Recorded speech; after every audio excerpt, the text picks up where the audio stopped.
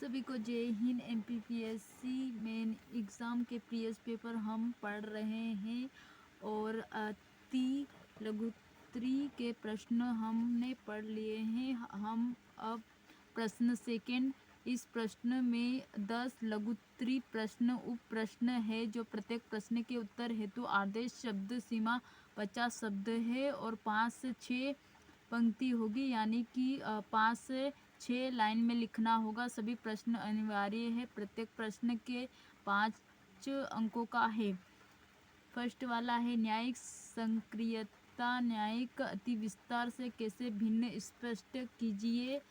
न्याय सक्रियता एवं न्याय अति विस्तार क्रमशः स्वयं उत्तरदायित्व और अन्य जवाबदेहिता विस्तार परिणाम है। न्यायिक सक्रियता संविधान, कानून और अपने दायित्व के प्रसंग में कानून व्यवस्था से आगे बढ़कर सामाजिक और आर्थिक न्याय की आवश्यकता की दृष्टि में रखते हुए जनसाधारण हितों की रक्षा हेतु सक्रिय स्पष्ट करना न्यायिक सक्रियता कहलाता है। जैसे कि इसका अर्थ समझेंगे।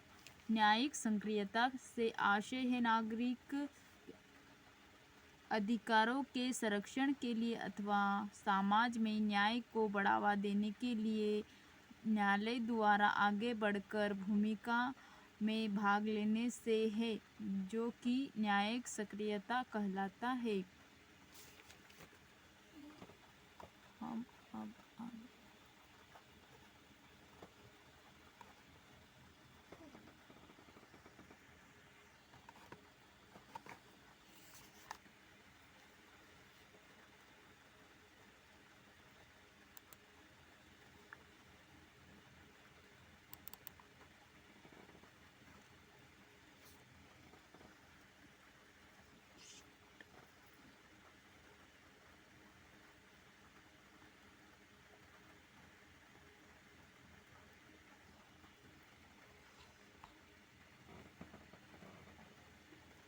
सेकंड वाला है न्यायिक अति विस्तार। जब न्यायपालिका विधायिका और कार्यपालिका से उचित कार्यक्षमता में हस्तक्षेप करते हैं एवं उत्तरदायित्व के समान सिद्धांतों के अनुसरण न करते हुए केवल विधायिका एवं कार्यपालिका जवाबदेही बनाने का प्रयास करती है तो न्यायिक अति विस्तार कहलाता है।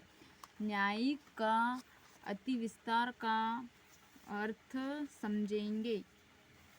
जब कोई न्यायालय में अपने क्षेत्र में बाहर कार्य करता है तो उन क्षेत्रों में हस्तक्षेप करता है जो कार्यपालिका और विधायिका जनादेश के अंतर्गत आते हैं, उसको ही हम कहेंगे न्यायिक अति विस्तार करना।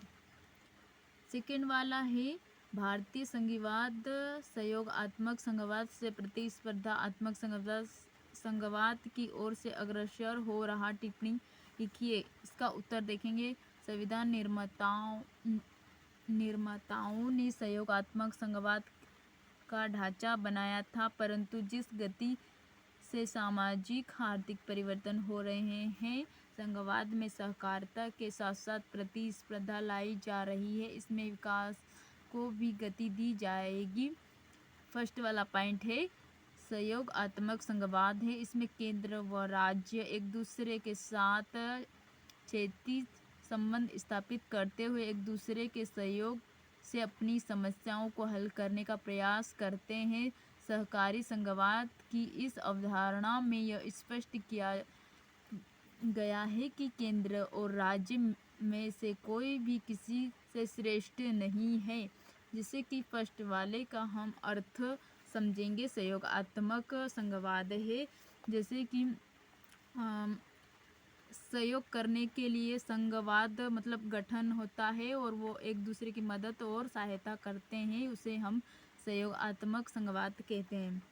सेकेंड वाला है प्रतिस्पर्धात्मक संघवाद के बारे में पढ़ेंगे। इसमें केंद्र सरकार और राज्य सरकार के मध्यम संबंध लंबवत होते हैं, जबकि राज्य सरकार के माध्यम संबंध क्षैतिज होते हैं। प्रतिस्पर्धा संघवाद में राज्यों को आपस में और केंद्र के साथ लाभ उद्देश्य से प्रतिस्पर्धा करनी होती है।